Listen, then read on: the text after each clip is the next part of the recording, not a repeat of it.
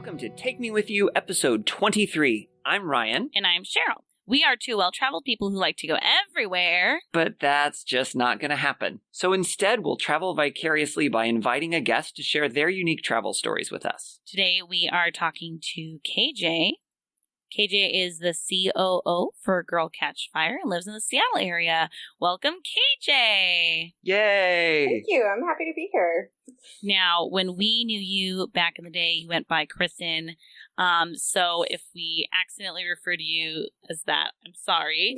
I'm assuming you've been going by KJ for a while, though, and that this is not a recent thing or anything? Yes. Okay, good. So, we're not talking to multiple people or anything like that. It's all just KJ. I am one person, not multiple personalities. Thank you for the clarification. Yeah. That is helpful. Yeah. Or some weird twin thing or anything like that. Oh, yeah, weird. No.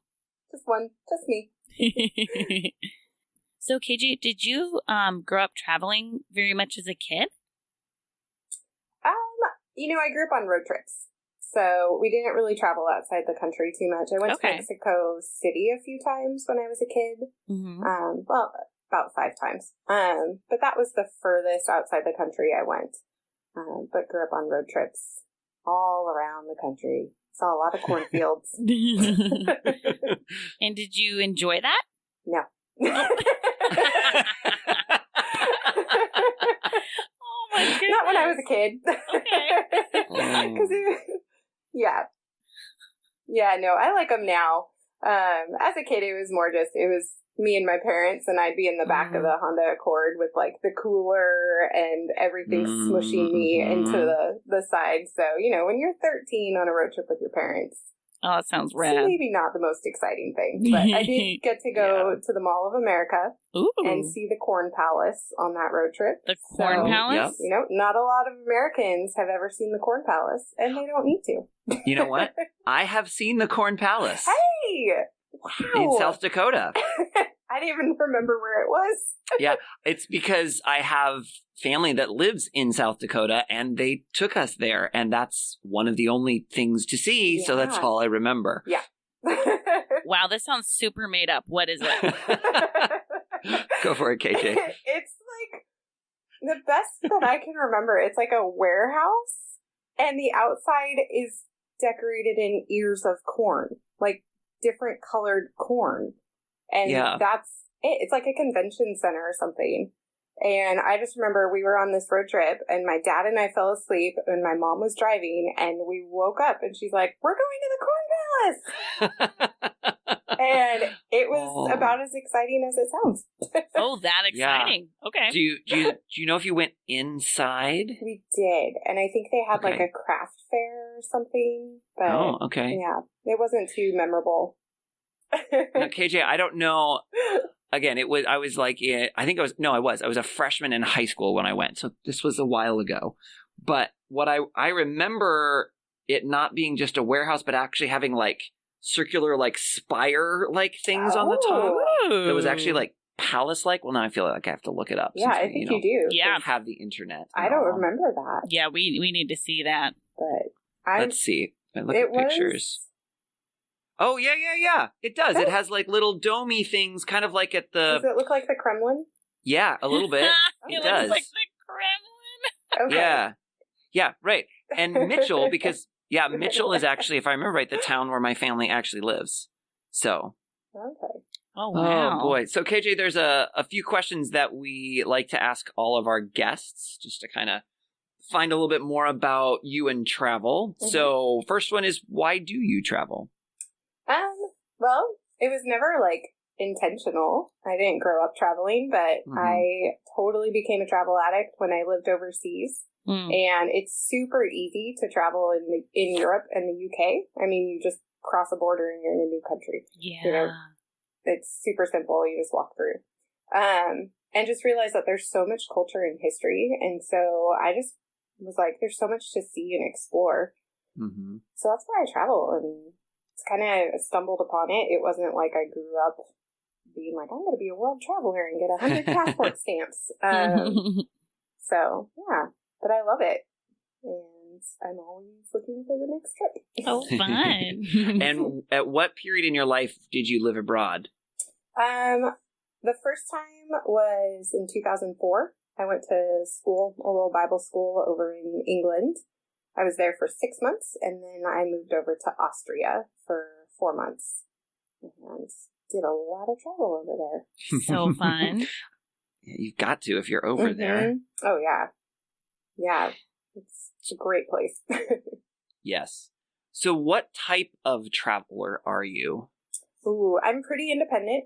I hate big groups. You will never see me on a Segway tour through any big city or a double-decker bus tour, unless I'm making fun of it.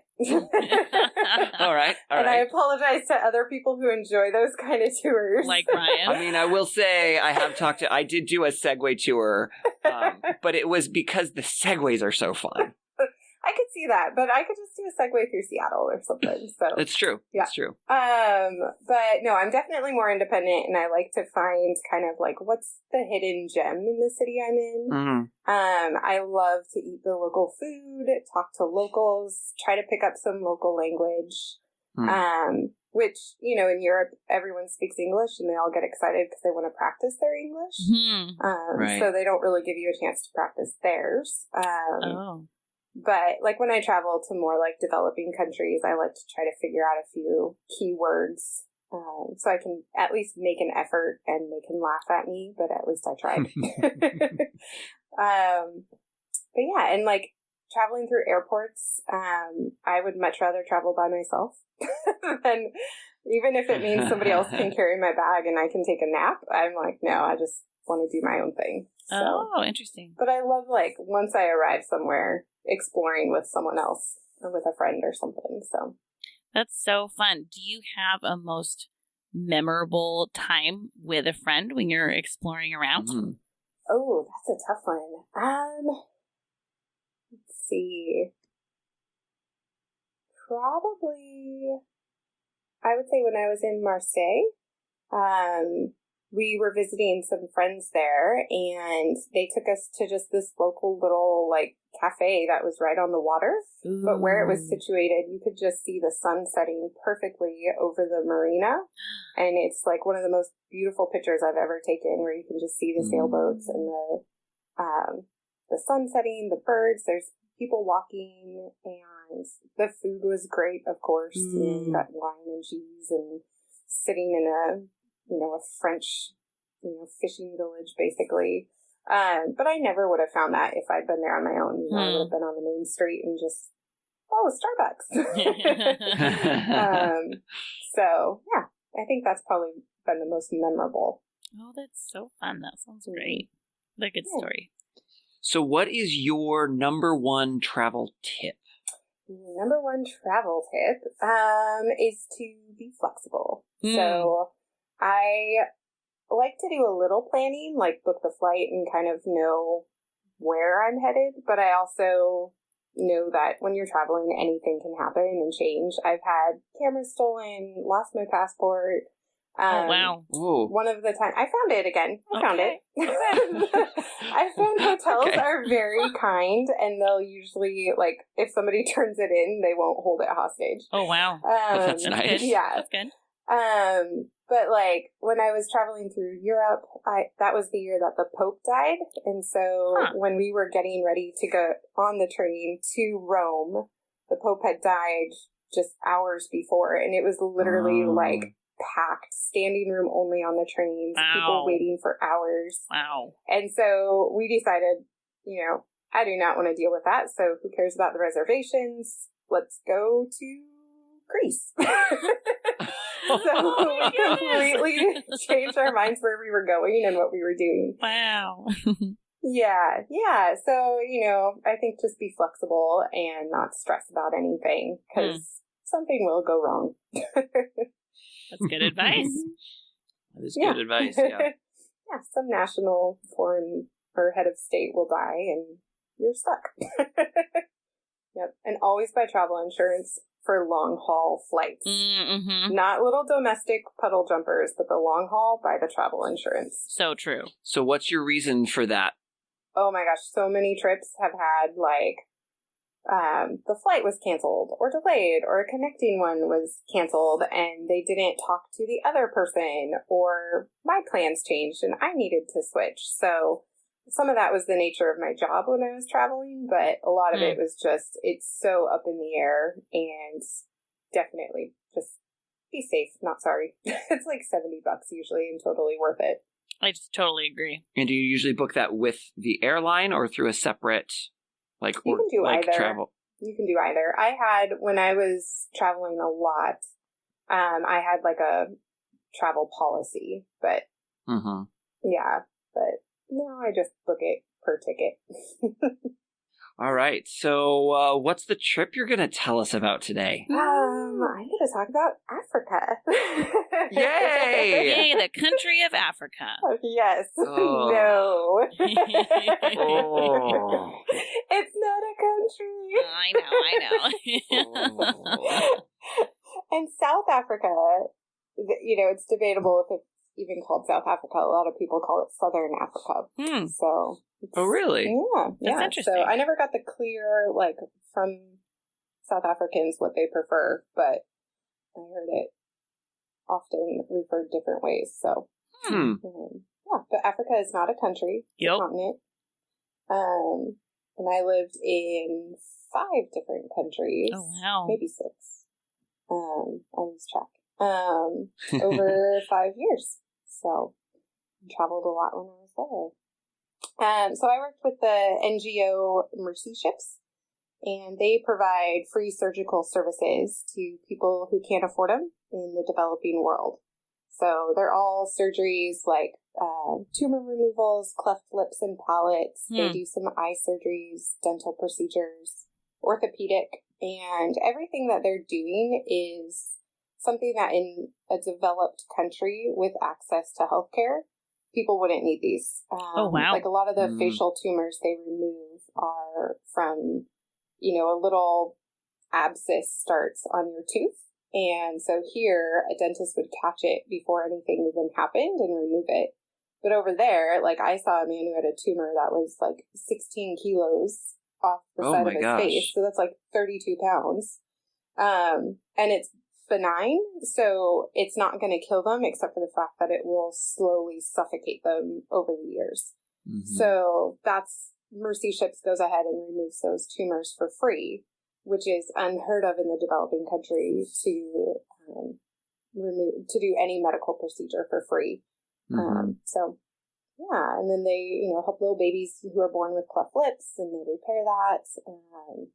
They have a women's health program, so they just do amazing things. Yeah. Wow. Yeah. That's so cool. What an amazing experience. So can you tell us more about your position specifically? Yeah. So part of my job was I would go into a country before the ship would arrive. Okay. And the ship would come into a port for 10 months. So I'd go in anywhere from 4 to 6 months ahead of the ship. And my job was to coordinate logistics and make sure crew could come in and out freely, that the government would allow us, customs, so for importation and all that kind of stuff. And everywhere we went, we'd give the same presentation and we'd say, and it's all for free.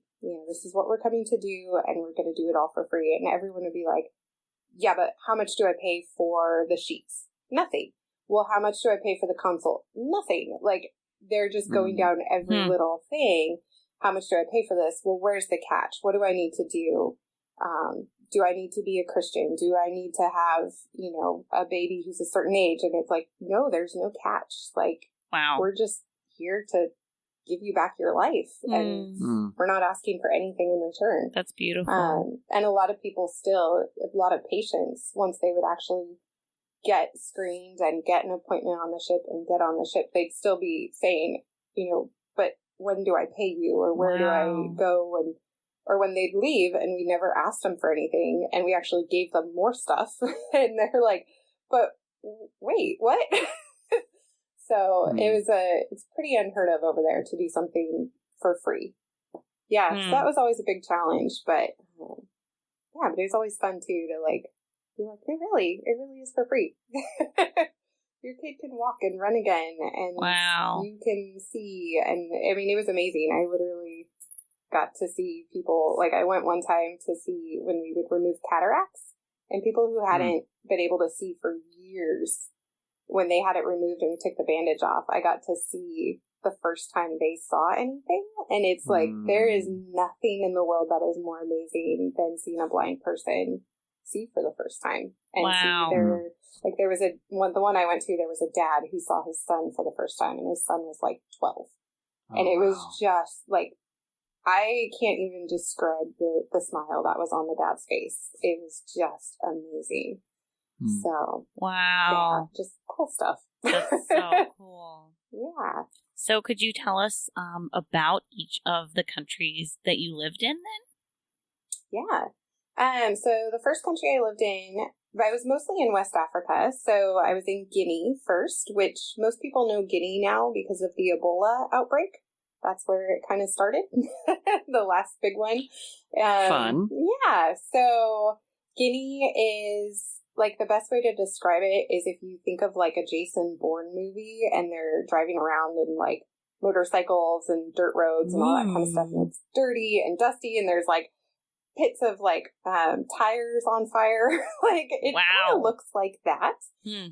Just in the sense that it's really rough in the main city, and there's no stoplights, or if there are, they don't work. There's riots all the time. I remember I came in and arrived in, and there was a caravan of probably 3 of us were arriving, and there was like 2 cars for each of us. So 6 Land Rovers lined up, ready to take us back to the ship, because there'd been so much unrest in the city and so many just protests and riots that were happening. So they had to caravan in case somebody got stuck. And I'm just sitting there like, what did I just get myself into? Because this was the first time you'd done this. First time in Africa, first time with Mercy Ships, first time like doing like because I only went for 4 months, and I saw it as kind of like, oh, it's like a mission trip. And I'm like, this is not a mission trip. I am on my own. I don't know what's happening. But I mean, it's really, as I got to know the city more, it still has that feel to it. Like you're in some weird like action movie and the motorcycles are going really fast, and when you ride on one, you feel like you're in an action movie sometimes.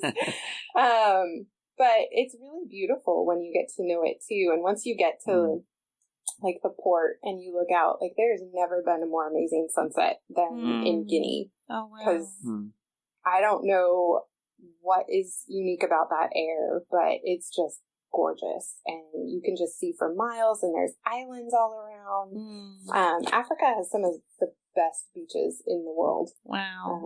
Surprisingly, but they do. And Sierra Leone actually, resorts and stuff will actually come and like buy their sand because it's so pure and nice, and transport it to their hotels. Oh my goodness. Yes. So when they say natural resources, they're not just talking oil. Africa's rich in sand. Yeah. But yeah, like, and there's markets everywhere, and people are selling mangoes on the side of the street. Wow. Yeah, it's just a really vibrant, fun city where I was. I was in the main city, Conakry. And there was, little restaurants where we were all known, and there was this one restaurant. It was basically a food truck that made pizza on the beach. And so you'd go there, and you were going to be there for about 4 hours, and you were going to get your food at about 3.5 hours. Oh my goodness. Oh my. Because we really think they were like, oh, we ran out of cheese. You have to go to the market and buy some.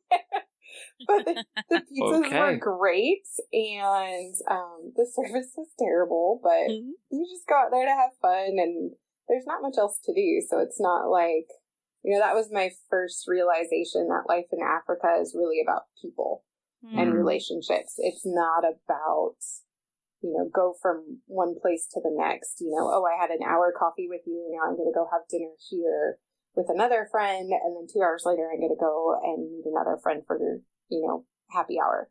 It really is about, you're going to spend 4 hours just talking and sharing life and making new friends with the people sitting next to you on the beach, waiting for their, pizza.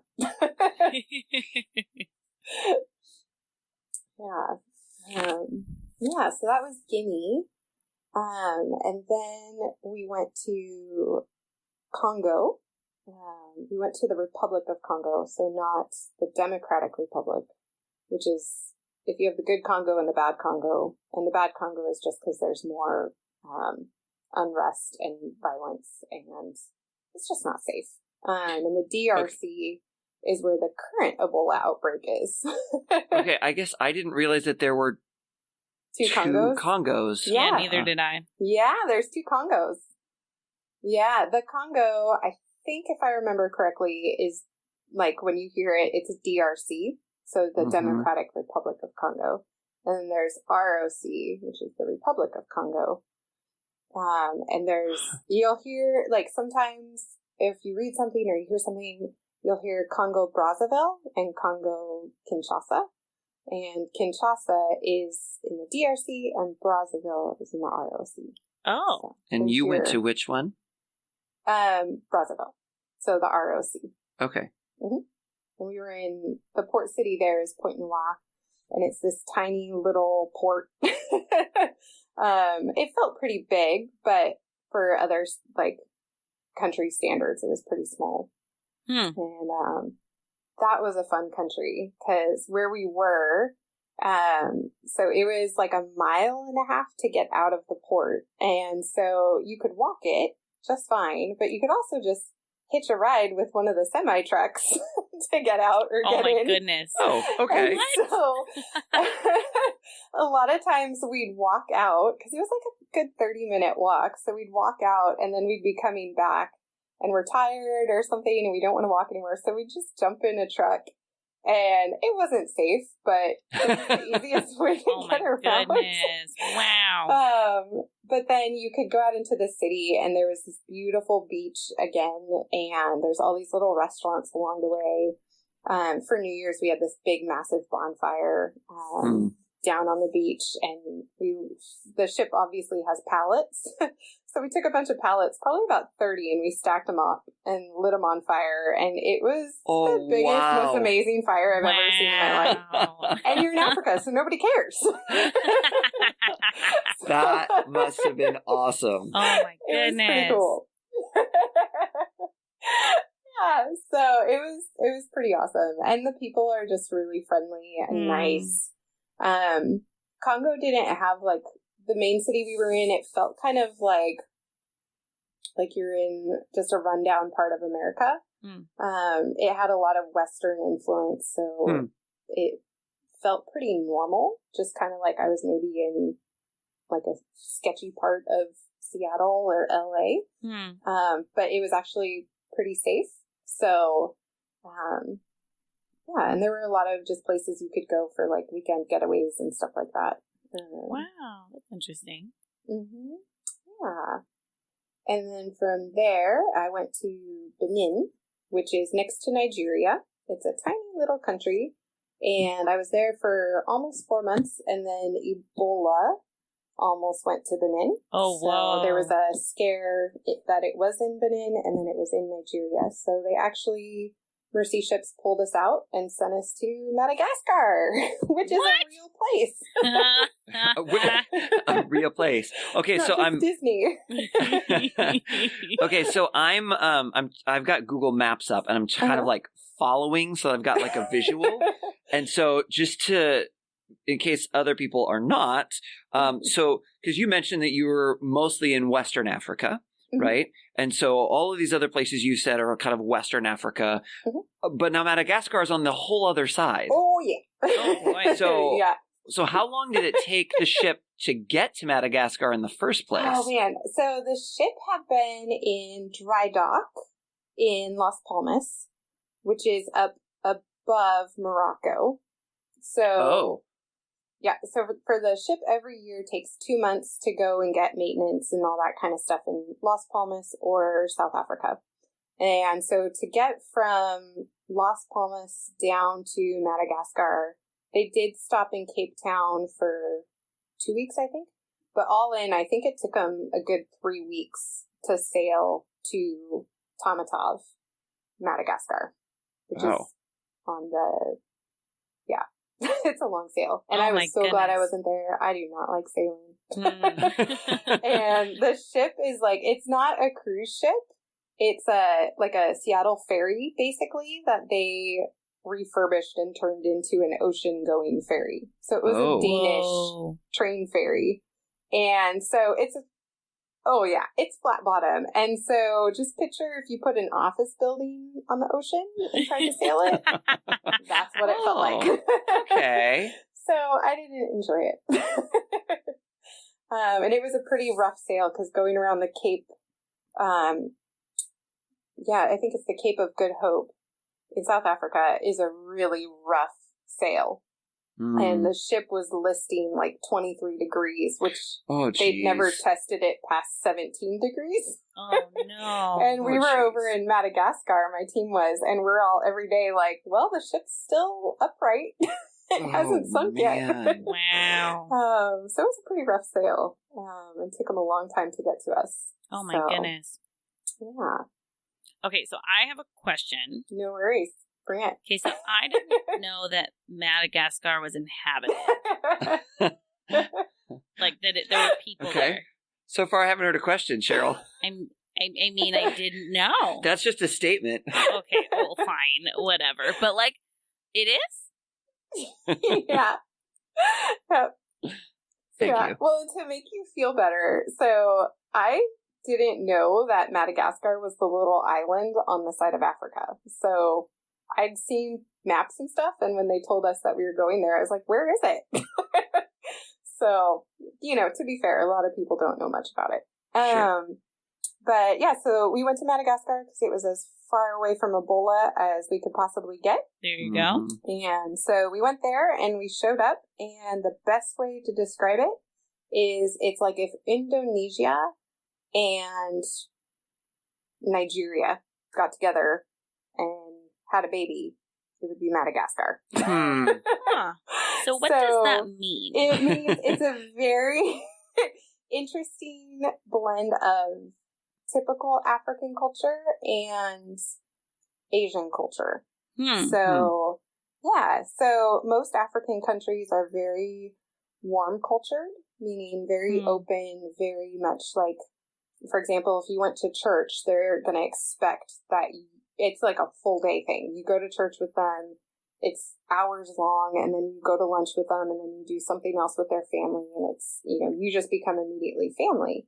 Wow. And cult culture is more, like us, like, hi, nice to meet you. We can meet for coffee at Starbucks, but no, you're not coming to my house until I've known you for almost 2 years. Oh, wow. Those are kind of extreme examples, but so Madagascar has more the cold culture of like Asian countries. So it was actually really hard to get to know people, and they're very polite. They're very, they were wonderful people, really great to work with, but you couldn't always tell, like, did they like that you were there? Did they, especially I worked with government a lot, so I couldn't always get a read on, like, are they happy that we're doing this for them? Yeah. Are they not? Very formal. And then just I was used to, in Africa, you see these colorful fabrics everywhere, and everyone is wearing, African clothes, but just clothes. But there are bright colors and bright designs, and, the men's costumes or, sorry, that's the French word. The men's suits look more like, they look kind of like pajamas, but they're like really nice and beautiful and just really cool. Pajamas. And then we went to Madagascar, and like everyone is just wearing like what Goodwill got rid of.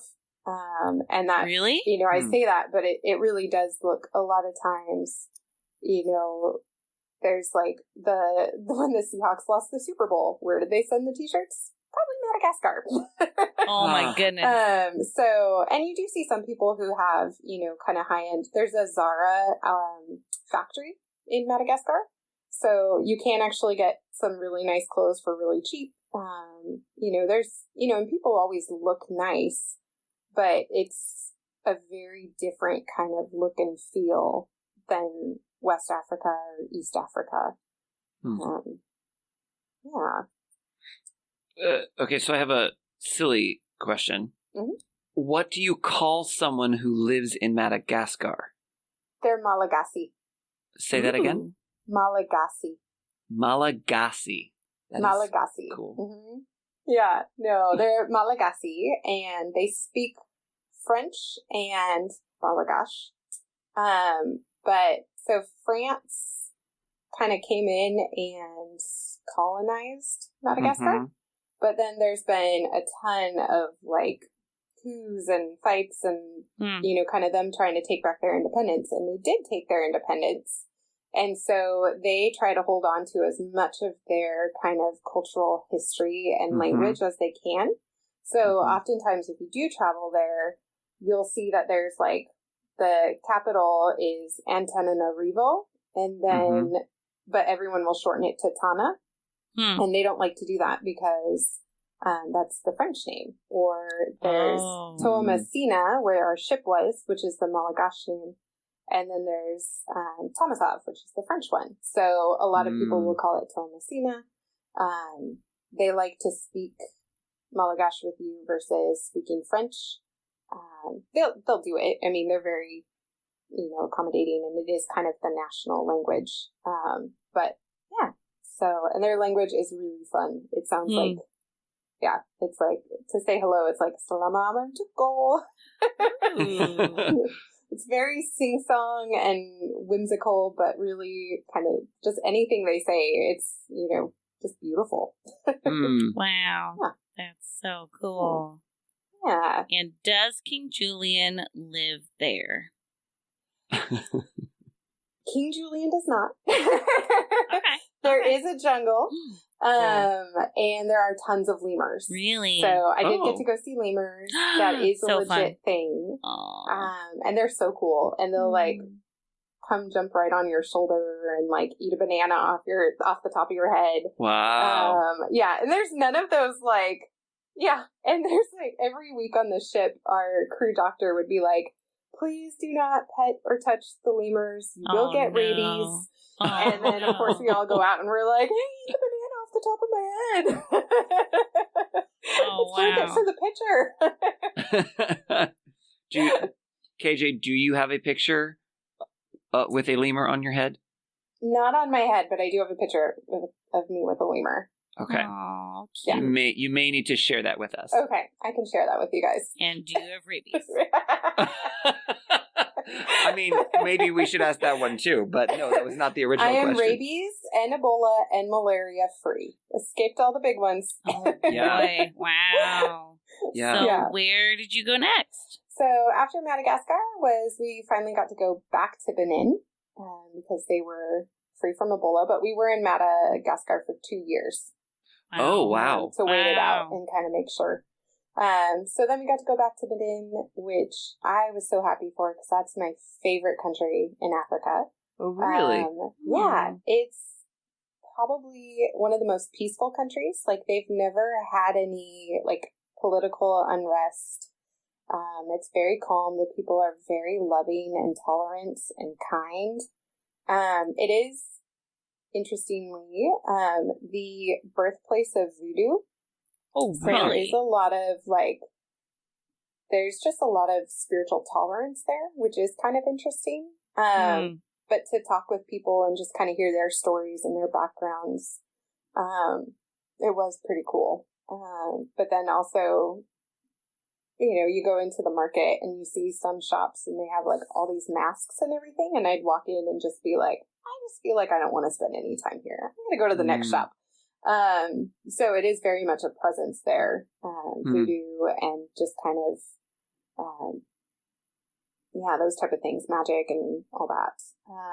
But it's a beautiful country. The people are amazing and kind. They have the best tailors in all of Africa. Really? Hands down. Best fabric, best tailors. My tailor was amazing. Her name was Annie, and she made me like a new dress every week. Wow. And it was Really? awesome. And like clothes there, you get your clothes made, and like literally it would cost like $8 for a ball gown that I wore to a Marine ball. What? So like, yeah, it was fantastic. And, and they're just such beautiful clothes. Like, I come home and I miss wearing them sometimes because, like, my favorite is this bird dress I have. And when I wear it here, I get a lot of compliments, but I also get a lot of people looking at me like, what are you wearing?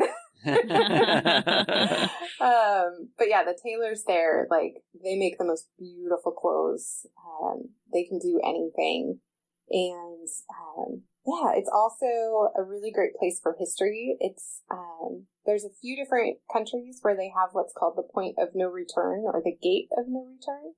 And it's where they would sell the slaves. Oh, so you can go to Ouida and you can see and actually walk the slave route. So from where they were bought, and you can see the forts, and then you can walk this route, and they'll kind of educate you. And it's the tour guide is somebody local who shares a lot of history, and then you walk down to the beach, and you can actually see the gate of no return, and then see, you know, the ocean where then they would actually kind of go out. So it was a really somber experience, but if anyone ever goes to Benin, you have to do that. Like, it's forget everything else and just go do that, because what they taught us in school over here in America is, like, I learned so much more in my 3 hours with this local guide, and the story about, you know,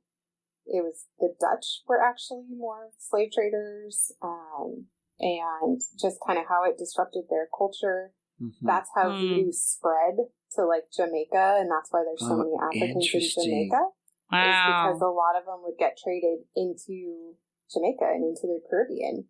So there's just all this rich history that I never knew about, and also just really sobering to know, like, that's, you know, the dark side of humanity and where we came from, and, you know, we need to remember that so we don't repeat it. But it's a really, really incredible experience. Yeah. So on that bright, happy note, slave trades. So let's see. So we've got Guinea, the Republic of Congo, Benin, and twice. And then Madagascar. So that's 4. And I think you said 5 or 6. So was there one? 5. So it's 5. Okay. So there's one more? Cameroon was the last country I lived in. Oh, okay. And, yeah, that country it's a booming country. Oh, yeah? Yeah, there is a lot of money. They have a lot of natural resources. They're down more in Central Africa. And that's where you get oil. So, like Cameroon, Angola, like all those kind of countries, they have a ton of money because they have all this oil. And that country very much felt like you're just in a big city, in the capital.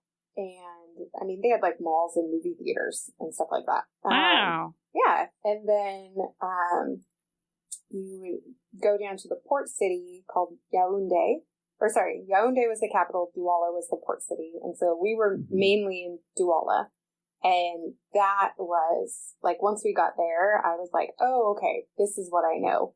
And it still had a big city feel to it, but it also had, you know, the mamas on the side of the road who are selling their food. And so I'd go get local food for lunch most days. And it was just like rice and with the hottest hot sauce that they would give me. And they'd all be like, oh, white girl, what are you doing? And then they'd be so impressed when I could eat it. They're like, nobody can eat that. And fried plantains and fish that's like caught that morning and smoked right on the side of the road. Yeah, it's amazing. But it was also a really tough country, just work-wise.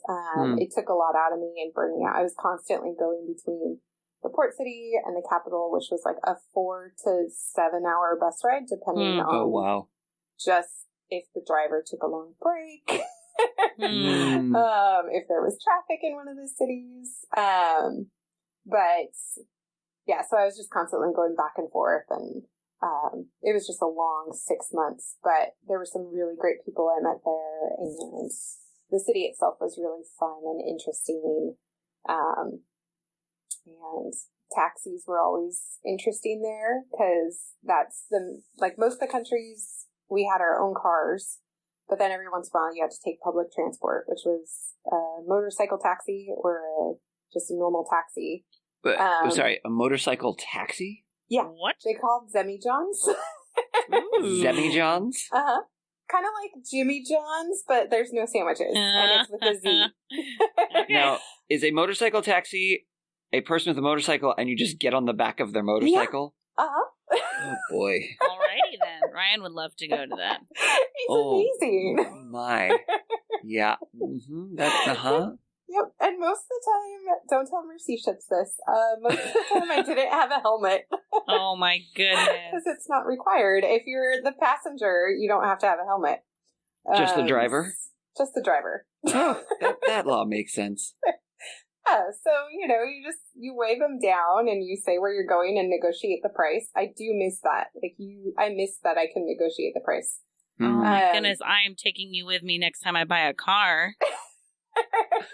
Well, I'm a great car negotiator. Too. Oh my goodness. Was part of my job was working with CFAO, which is Toyota, abroad, because we would get a fleet of 27 vehicles. So I got to work with the car dealers and the managing directors from each place. So I got really good at the auto industry and knowing how to negotiate. So when I came back and bought my Toyota, I was all proud of myself because I was like, I know what I'm doing. Nice. Yeah. But yeah, the motorcycle taxis, you really just get on a motorcycle and go. You have no idea where they're taking you, or in Benin especially, it's all moto taxis, and it's kind of like Mario Kart. So I loved driving in Benin. That sounds I fun. loved it because it was like this real life video game, and I'm just like, this is awesome. Were they throwing turtle shells at you too? No, but sometimes they would, something would fly out of their bag or something, or a mama would lose the head wrap, and it would Oh my gosh! Wow. It was awesome. I loved it. Yeah. And the rules of the road, I really miss driving in Africa because pretty much there's two rules. One is that the bigger car wins. And the second rule is look out for yourself and you'll be fine. And that's pretty much all you need to know about driving in Africa. Okay. And it's amazing. Do you feel like there's more accidents? I feel like there's less. Really? Because everyone is, they're all defensively driving. Oh. And they're all aware of what's going on around you.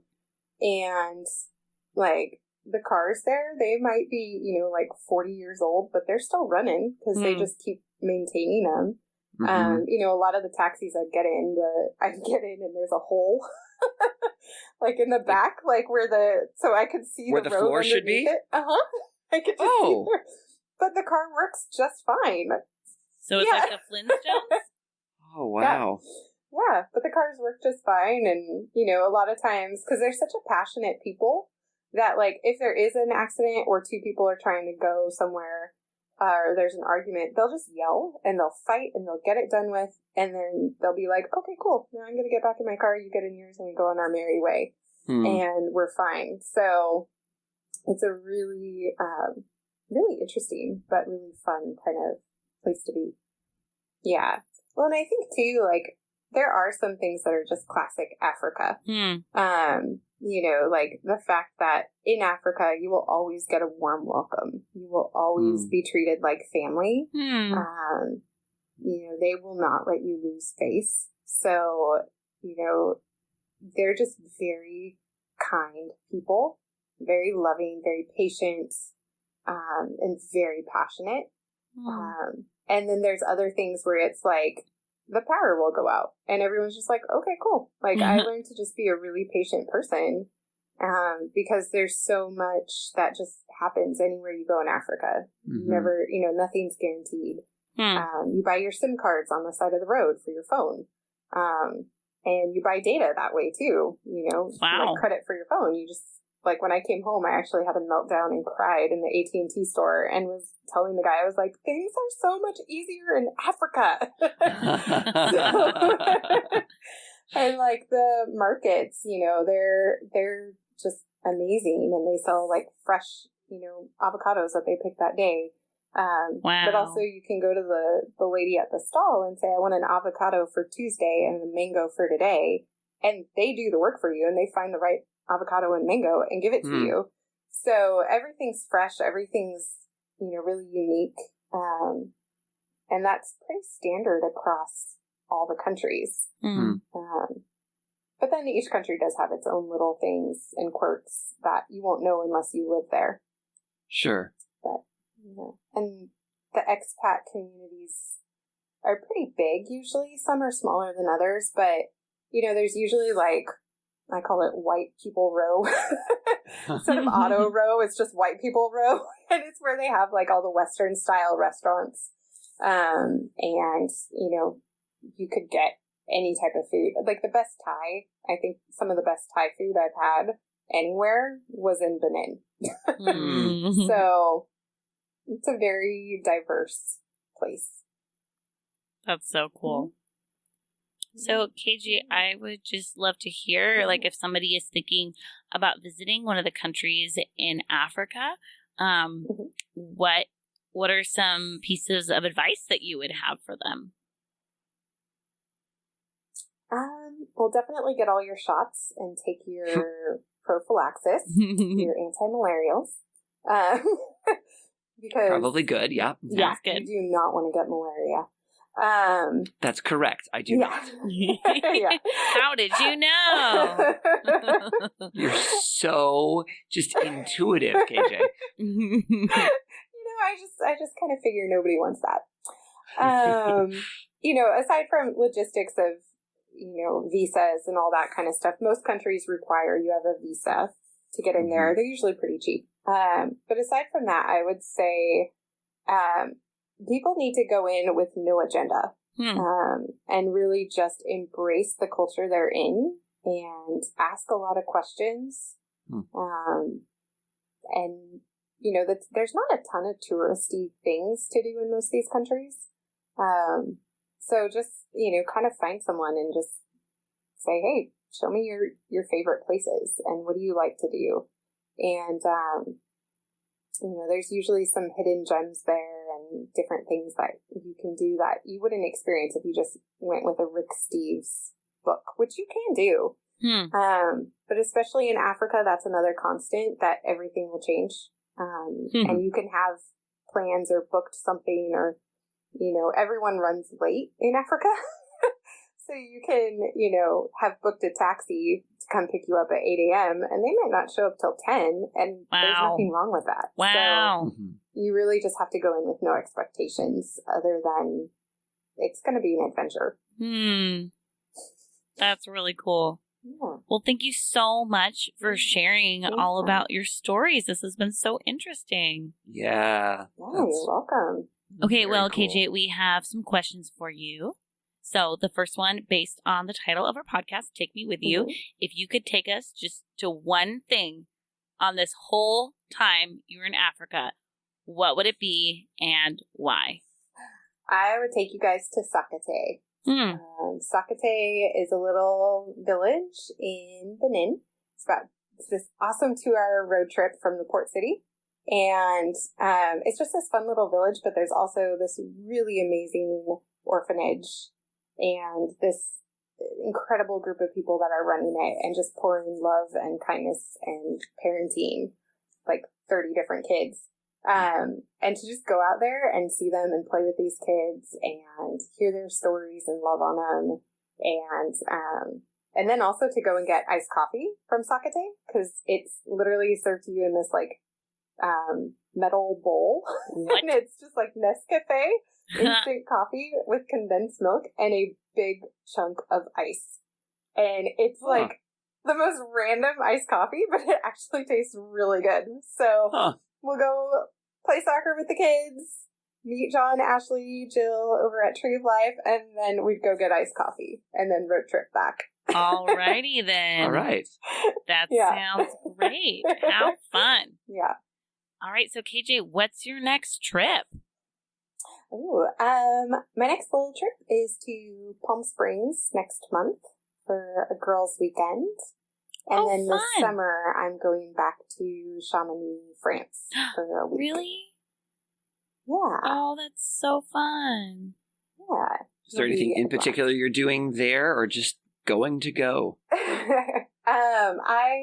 So Girl Catch Fire, the company I work for, we host a retreat out there. It's a life coaching retreat. It's an intensive kind of opportunity. So we'll be doing the retreat, hosting that, I run the logistics and everything. Oh, cool. But there will definitely be some time for paragliding and hiking and doing some really cool things. So, so it's work, but also play.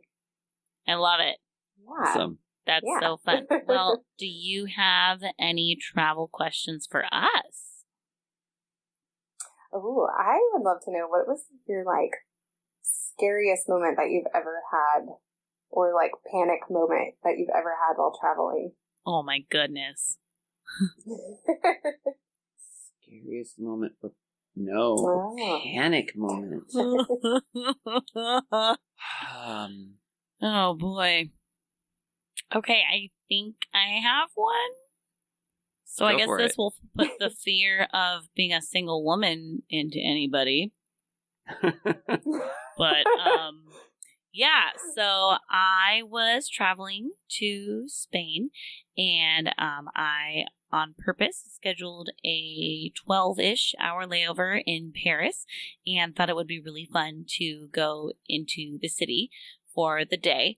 And fortunately, I actually did check a bag for this trip, which I hardly ever do, but I was bringing some stuff to some friends in Spain. And so I checked my bag. So all I had was me and my purse in Paris for the day, all daytime hours. It was super fun. So I took the train to the city and get off at the stop at Notre Dame, which is, I think, a 30-ish minute ride outside of the from the Paris airport.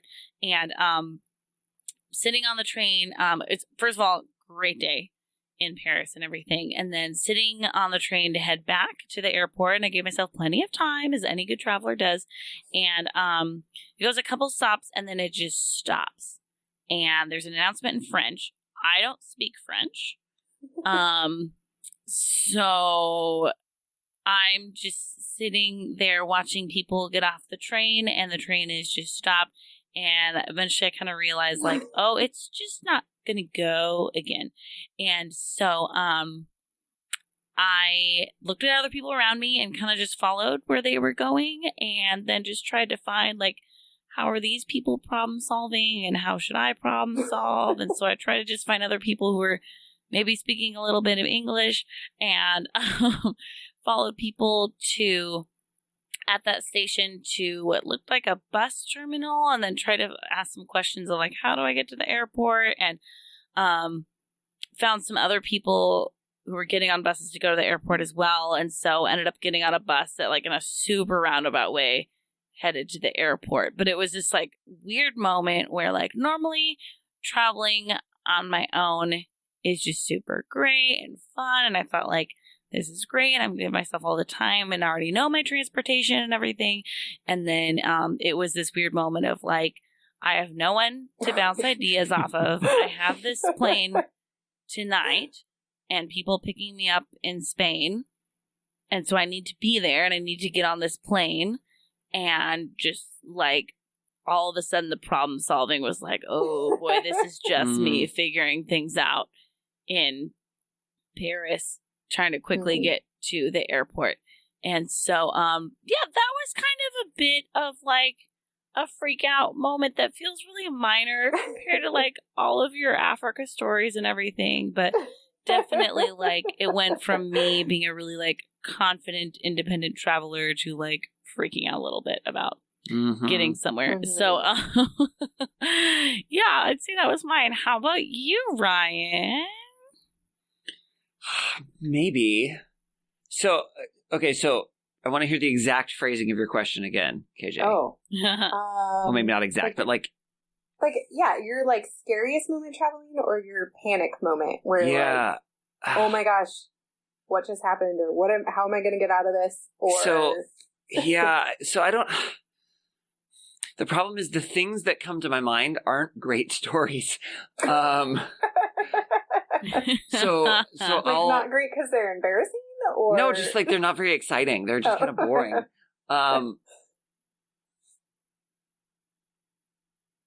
Like just because I am a planner and I like to have things planned.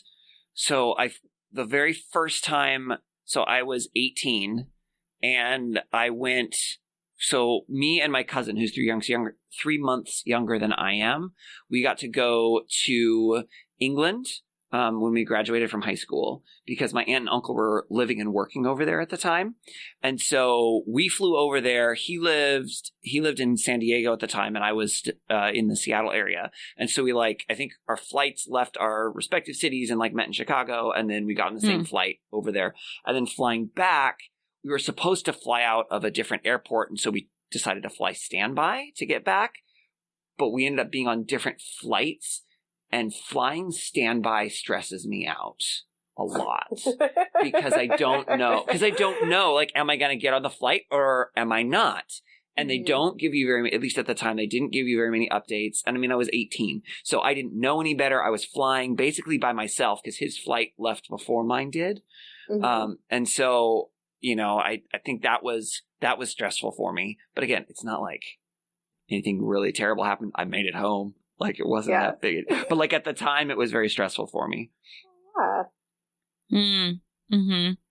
Oh, okay. So I had a flight. So we flew. So my aunt and uncle were living up north of London. So we originally flew in and were in London with my aunt and uncle for several days. And then they flew back up to where they lived because they still had to work. We stayed down for another couple of days.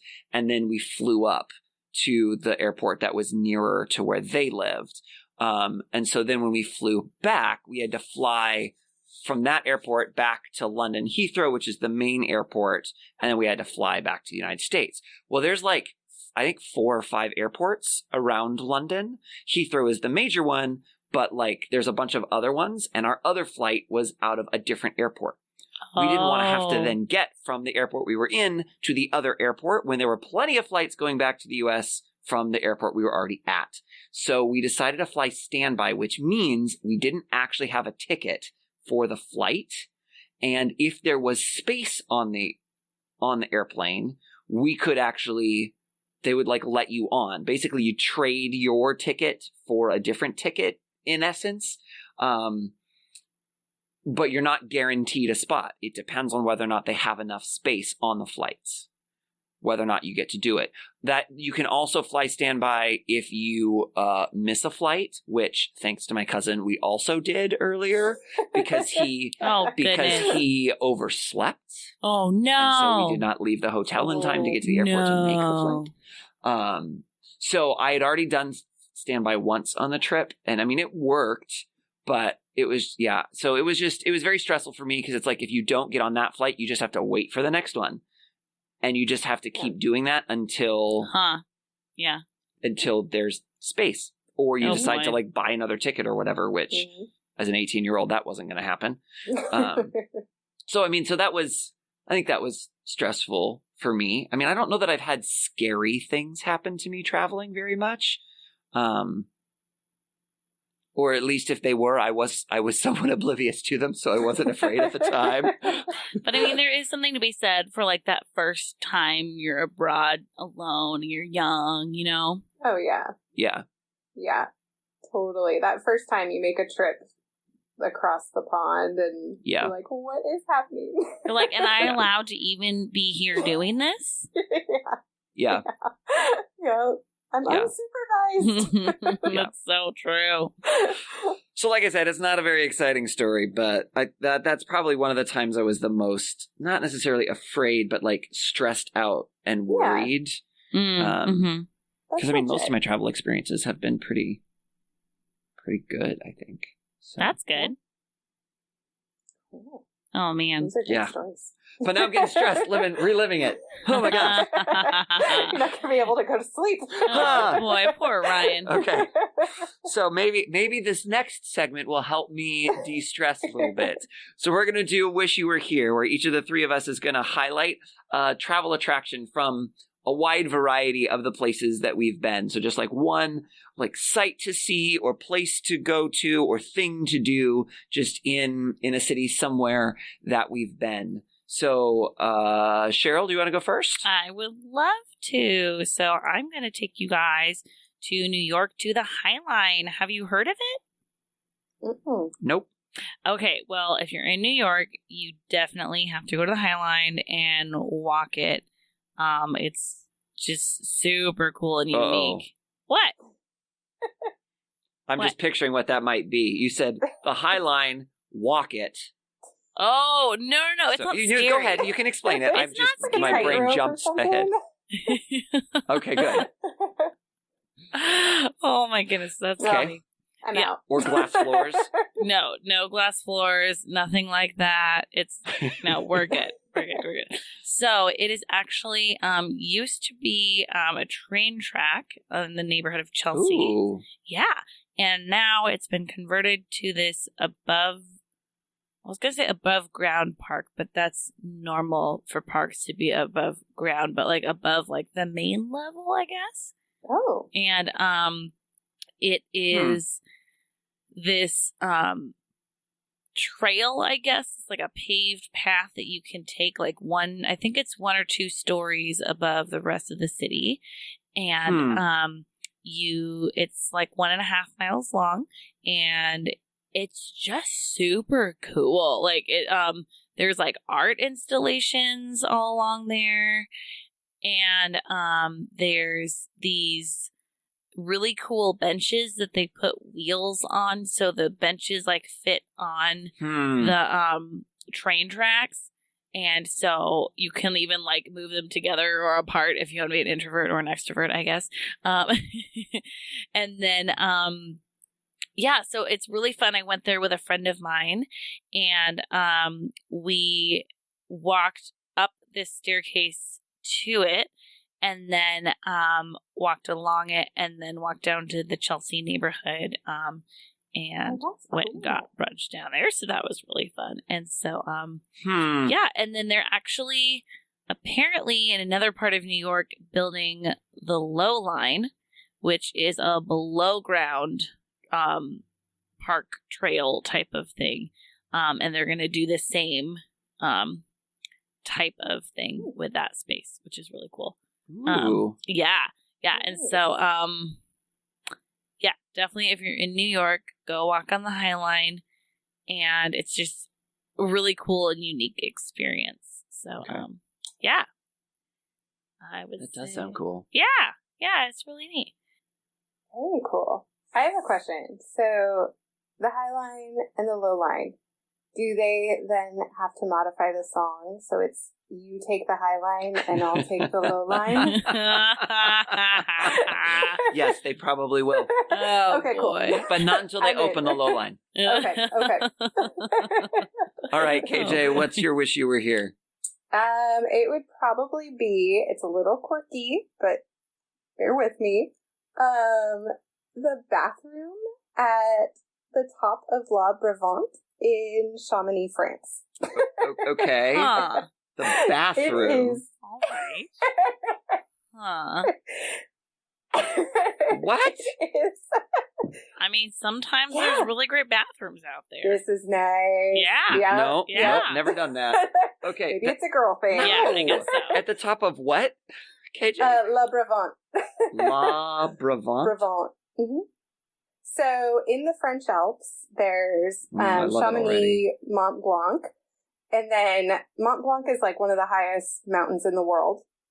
And then you cross over the other side of the valley, and then there's this mountain called La Brevent. And then you can take a cable car up to the top, and there's this cafe, and you sit there, you have a drink. Whatever you're drinking, it's going to be amazing that high up. Yes. You're looking out over the valley. Yes. Oh, sorry. I thought you're... not... Sorry, I interpreted Whatever it is, it's going to be amazing that high up because there's not a lot of oxygen. You can't tell the difference anyway. Never mind. That's not what you meant. Fair I'm enough. so sorry. Fair enough. But I would recommend, if you're a beer drinker, to get the Mont Blanc beer, because you can sit there and there's like this glass thing, so you can look out over the Chamonix Valley and across to the Mont Blanc mountain while drinking your beer. Oh, that's and cool. then, of course, at some point you're going to go need to use the toilet. Sure, So, Right. sure. and you must, because the best view ever is from the toilet, the bathroom at the cafe on top of La Brevent. Really? And I'm pretty sure that is what, if we have to use bathrooms in heaven, that's what it's going to be like. Because it is the most amazing view. You're looking into France and Switzerland. Like, it's amazing. And then you can see, like, paragliders going by. They can't see in. Okay, fair enough. But it's amazing. And it's one of those places where you're like, well, this is weird, but this is, I think, one of my favorite places on Earth. Wow. Okay, so I have two questions for you then.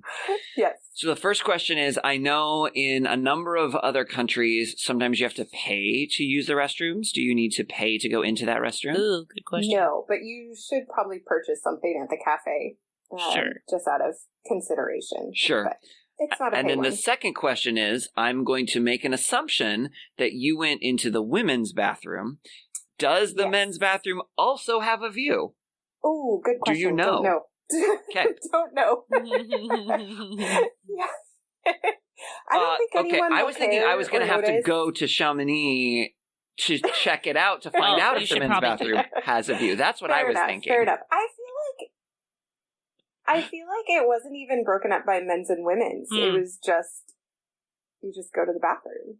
Oh, and they There's just had like kind of like the water closet, so there was just each had its own like Yeah, little mini room I or feel something. like that, yeah. Okay. And then like there's just this massive window that looks over the Chamonix Valley, and there's these incredible French Alps. Oh, wow. Yeah, I'm telling you, heaven. The bathroom itself is disgusting and like a gas station bathroom. Really? But the view is what you need to go for. I don't want to like set everyone up thinking they're walking into like the canless type of bathroom. Oh my gosh. Yeah, it's not that nice, but it is a beautiful view. Oh, man. And very like memorable. Wow. Apparently. Clearly. Yeah. Clearly. Oh my gosh. So Oh, boy. that's my quirky wish you were here. Okay, sounds good. Top that, Ryan. Yeah, come on, Ryan. Yeah, I don't think I can top that. Okay, fine. Although I will say mine is pretty cool. I will Okay. say. So mine is in Slovenia. As people who've been listening to the show know that I've been there quite a few times and I love almost everything about the country. It's not the only country that I love, but there are many things about it that are pretty awesome. So not all the way north to the Austrian border, but a good portion of the way up north is a town called Bled. It's spelled B-L-E-D, and no matter how I say it, someone always tells me I'm saying it wrong. And I've heard different people say it different ways. So I apologize. I'm sure I just said it wrong. But it is, you may have seen pictures of it before because it's very picturesque. There's a beautiful, beautiful lake. There's a little tiny island in the middle that has like a little church on it, and there are no motorboats allowed. So Wow. the only boats that are allowed are handmade wood boats that are rowed Wow. with oars, but they're not oars like you're thinking, like with a rowboat. So there's I don't know what the name is, but like the rower stands at the back of the boat and holds the two oars and does this like forward motion, the twisting to like make them to move the boat forward. Anyway, so I was up there a few years ago, and I have a friend who lives up there, and his dad and his family is one of the families that makes and operates the boats. And it was just the timing when I was there, it was I don't remember what the actual year was, but the anniversary of the founding of the town, Bled. And it was, I don't know, 1,000 some odd years. I don't remember what it was, but it was a long time. And I'm not exaggerating when I say 1,000. It's like, it's old. And there's this castle that's up above it. And so they had these really cool, like, laser projections on it in the evening. But the best thing was they take eggshells, or they take eggs, and they break them open, and they take the shells kind of like in halves, and then they put candles inside the shells, and they light them, and then they put them and float them on the water of the lake. And so it's all of these just little tiny floating lights, like thousands of them on the lake. And it doesn't fill the whole lake, but the part closest to the shore where they let them go, it's beautiful. And and again, my friend was awesome. So he took me and a few other friends out on one of the boats. So most people are out like on the shore, but we actually got to be out in the lake with all of the lights all around at night. And it was gorgeous. It was so beautiful. It felt like I was in a movie. Like Tangled? Kind of like, have you guys seen Tangled? Yes. Yeah. And at last I see the Yes. light. It was a little different because in Tangled, they're like floating lanterns, so they're flying in the air. And so these ones are on the surface of the water. But it's a similar feel. And so we were just out there just kind of floating around and just enjoying the beauty. And then they did a fireworks show. And so oh my goodness, there's fireworks up above, and there's like candlelight on the water below you. And it was amazing. It was so cool. Wow. My friend was so awesome to be able to let me like do that. And then he was super cool too, because by then I was just like, well, I was just gonna like drive home. I rented a car, and he's like, why don't you just stay with me for the night? So I stayed at his place for the. It was super cool. But I think they do something like it every year on the anniversary. And I did some looking online to see, and I couldn't find anything. But the day that I did it was July 18th. So if you happen to be in Central Europe around July 18th and can make it to Bled, that it could be able to have a really cool, just beautiful like celebration of their town. Wow, awesome. That is so cool. Mm-hmm. All right. Well, cool. Well, KJ, would you like to plug anything, and like the organization you work for, or Mercy Ships, or anything like that? Well, Mercy Ships, if anyone wants to know more, it's 100% volunteer run, and the ship itself is all volunteers, from the captain to the cooks to the surgeons. But more information is at mercyships.org. But if one thing that I just started getting involved with is called Intermissionary, and it's a branch of Girl Catch Fire. So you don't have to be a girl for this one; you can be anyone. And it's an organization. It's becoming a nonprofit that is. Our goal is to help people who are returning from the mission field or global work, and just that re-entry is really hard. So our goal is to kind of help foster a community and resources and tools to help people make that transition well as they can. So if anyone's interested in that, they can go to girlcatchfire.com, and there's a link there for Intermissionary. But we have coming up in the fall is our first ever gathering for Intermissionary, where we're just going to get a ton of people together, about 100 people, go camping out in Nashville. Oh, wow. And just have a time where you're with people who have experienced similar things and just kind of build community. So if there's any global workers out there, or missionaries, or returning missionaries, or furloughed, or anyone that's kind of worked overseas that needs a little refresh, Intermissionary, the gathering in September-ish, October-ish in Nashville should be on your calendar. So. That's very cool. Yeah.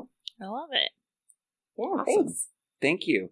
All right. So that's going to do it for us here. So if you would like to follow us on social media, we are at Timwy Podcast, TMWY Podcast, on all the different social medias, and we post pictures and links to our episodes, and you can get more information to some of those places that KJ shared about. We can connect you to links and things like that. You can also, if you go on a really cool trip and want to take us with you, you can tag us in one of your pictures, and we'd love to see where you all are going. So that would be cool if you wanted to follow us and tag us there. You can also email us at timwepodcast@gmail.com and send us your travel stories, your travel questions, ideas of guests we can have on, or just anything else that you would like to share. Maybe something that you heard on this episode that really resonates with you. So you can email us there. Absolutely. And if you are there's no way to communicate that level of stress in writing and you just have to tell us, you can call us and leave us a voicemail at 406-763-8699. Or you can maybe remember that more easily at 406-POD-TIMWE. And you can leave us a voicemail, or you can even send us a text message if you'd like to that same number. We would really appreciate it if you would rate and review us and subscribe so that more people can hear about the podcast and hear amazing travel stories from people like KJ. As always, thank you so much to Beth Morrell for her awesome artwork. If you want to check out more of her artwork, you can check her out at Beth Is Something. Like I said, that's going to be it for this week. Thanks for listening. Thanks, KJ, for sharing your cool Africa stories with us. Yeah, thank you. You're welcome. And until next time, remember to take me with you. Take me with you.